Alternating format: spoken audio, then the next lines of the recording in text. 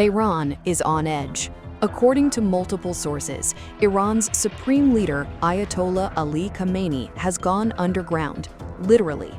According to officials close to the government, Khamenei has moved into a fortified underground shelter in Tehran after his own security chiefs assessed that a U.S. strike is no longer theoretical, but possible at any moment.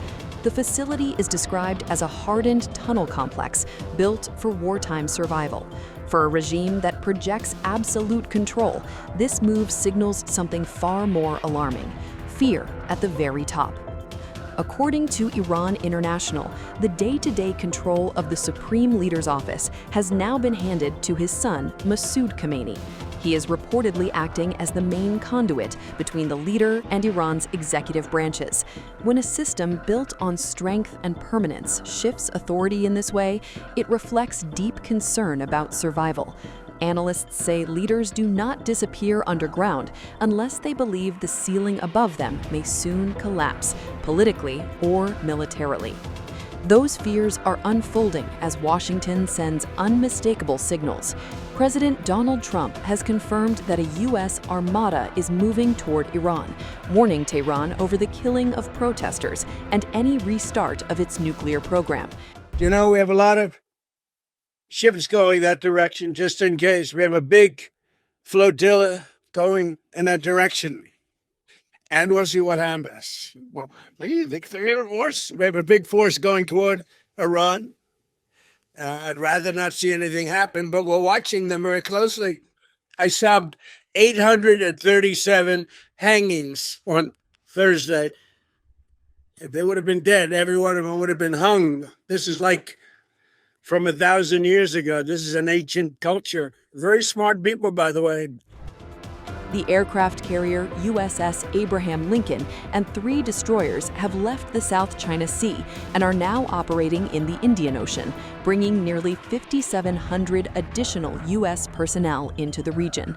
F-15E Strike Eagles are now active in the Middle East, while dozens of U.S. military cargo aircraft have been tracked heading toward forward bases. America is not acting alone. The United Kingdom has deployed Typhoon fighter jets to Qatar, officially in a defensive role. U.S. missile defenses, including Patriot and THAAD systems, remain on high alert across the region.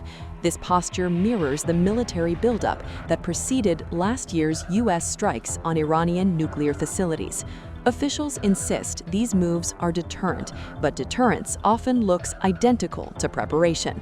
All of this unfolds as Iran faces its most severe internal unrest in decades. Since late December, protests driven by economic collapse and anger at clerical rule have swept the country. Activists say more than 5,000 people have been killed and over 27,000 detained. The regime has responded with mass arrests, internet blackouts, and threats of fast-track executions. Trump has openly called for an end to Khamenei's 37-year rule, telling Iranians to keep protesting and take over institutions. Iran's supreme leader is underground. U.S. warships are closing in. All sides say they want to avoid war, but history shows wars often begin when leaders believe they have no other choice. Whether this is brinkmanship or the final phase of deterrence, the message is clear. The Middle East is holding its breath, and the next move could change everything.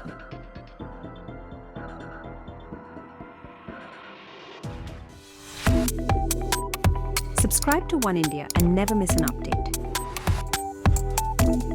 Download the One India app now.